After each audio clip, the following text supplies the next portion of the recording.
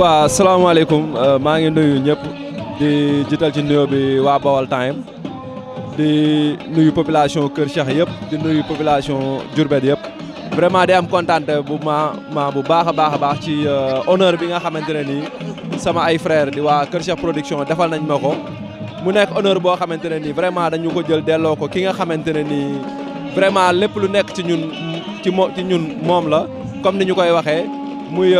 suñu frère suñu leader le DG Saër Diop bi nga xam ne vraiment moom it mi ngi nekk au niveau de Diourbel dafi def liggéey boo xam ne liggéey bu am solo la. donc je pense que du choix la boo xamante ne nii képp ku ko dégg doo wax du la bett parce que Kër Cheikh production c'est des frères ñu dëkkandoo Diourbel yarandoo dëkkandoo Kër Cheikh vraiment je pense que ñoom tamit ñu gis ma choisir ma vraiment ma bokk parmi les parrains mu nekk loo xamante ne nii lu ma am mbégte la lu ma am contentement la. et comme ni ma ko waxee au début lépp je peux dire que ne honneur boobu dañ koy delloo ki nga xam ne mooy suñu leader jàngal ñu lépp muy le DG Saër Diop. kontaan aussi tamit boo xoolee pratiquement gis nga toute la famille du DG Saër Diop gis nga suñu wet suñu doyen Arawna Ndiaye nga xam ne vraiment ku ko wax le DG Saër Diop wax ko gis le coordonnateur Aliou Ndaw moom it nga xam ne vraiment lépp lu jëm ci wàllu jeunesse bi moo ko jiite moom it mu accompagné ñu ak toute la famille ñëpp ñu ngi fi jeunesse bi yëpp mi ngi fi vraiment ñu am mbégte ak contentement bu baax a baax ci loolu. di wane juste que ni la famille du DG Saër Diop comme ni ñu ko waxee c'est une famille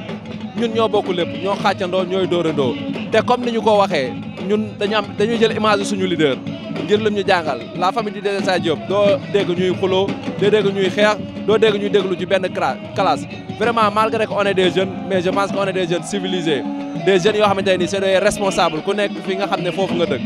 donc nag je pense que image boobu la waa Kër Cheikh production gis ba tudde ñu bis bi vraiment ñu leen ci féliciter encore une fois. je pense que le DG Saër Diop bu ñuy wax jàppale bu mu jàppale Diourbel je pense que du ñu am ci sport rek parce que c'est un leader bi nga xam ne man je dirais que il est différent des autres leaders parce que koo xamante ne il est en train de vraiment commettre travail bu am solo au niveau de Diourbel que ça soit ci jeunesse bi que ça soit ci sport que ça soit ci santé parce que boo xoolee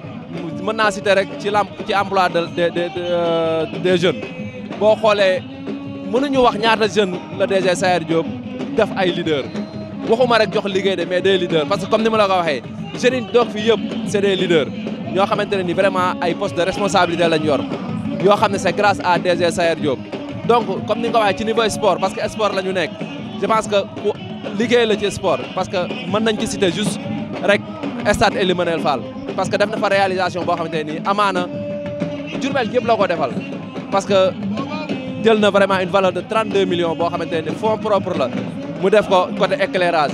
waxuma sax côté éclairage boobu noonu mais li ñuy gagné en terme d'économie par rapport ak facture bi doon am rek vraiment c'est quelque chose d'énorme mu doon loo xamante ne nii vraiment am na solo bu baax te aussi laaj nañ ñu koy wax ñun nag la jeunesse du DG Sayer Diop dañu am benn stratégie léegi parce que bu njëkkoon Sayer da doon liggéey ñuy noppi mais wax dëgg yàlla am dañu gis ne jot na ñu wane li nga xamante ne nii Sayer Diop def na ko ci Diourbel parce que wax dëgg yàlla am ku ñu war a wax la te lu yomba wax la parce que ay réalisation mi ngi fi barki démb yàggul dara clinique Cheikh Anta moom mooy seule personne bi nga xamante ne jënd na ambulance ci fonds propre jox leen ko hôpital bii vraiment boo xoolee la mu fa def en terme de climatisation ventilation bari na mais nag ñun dañu ne liggéey moo gën wax moo tax vraiment boo xoolee jeunesse bi nga xam ne moo ànd ak le DG Sayer Diop liggéey lañ gën a promouvoir que wax donc ci sport comme ni nga ko waxee on est là on est des jeunes on est avec la jeunesse vraiment au niveau de Diourbel lépp loo xamante ne nii buñ ci dugalee suñu loxo Diourbel gis ci boppam vraiment pare nañ pour dugal loolu suñu loxo donc sport.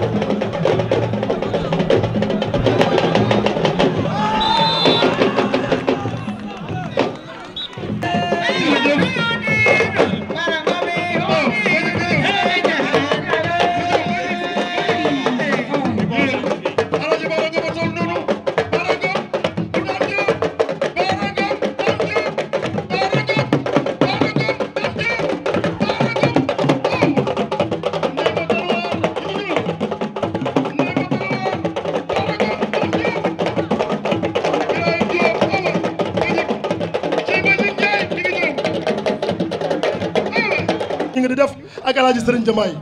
Ablaye tey Kër Cheikh production tudde la bis nga teew ci sa digg bokk yi fi nga fekk baax fi la baax fekk fii ci Kër Cheikh Ibra Fall ñu jël teraanga ju toll ne jox la ko say moroom say xarit ci démb wal bi di ko noo jox la teraanga ji tey lan nga yëg Ablaye. salaamaaleykum wa rahmatullah jërëjëf Didier Ndiaye jërëjëf grand maa ngi nuyu ñëpp di sant ñëpp di gërëm ñëpp di jiital ci nuyoo bi ñi nga xam ne ñoom ñoo sos lii muy waa Kër Cheikh production nekk ay ndaw yi nga xamante ne nii comme ni nga ko waxee Didier Ndiaye ñoo juddoondoo daanaka ñoo fawandoo ñoo defandoo lépp di rafetlu bu baax a baax honneur bi nga xamante ne nii jox nañ ñu ko mu sedd suñu xol lool di nuyu ki nga xam ne bu ñu gisee naw ñu ba dañu jox honneur c'est grâce à lui muy suñu référence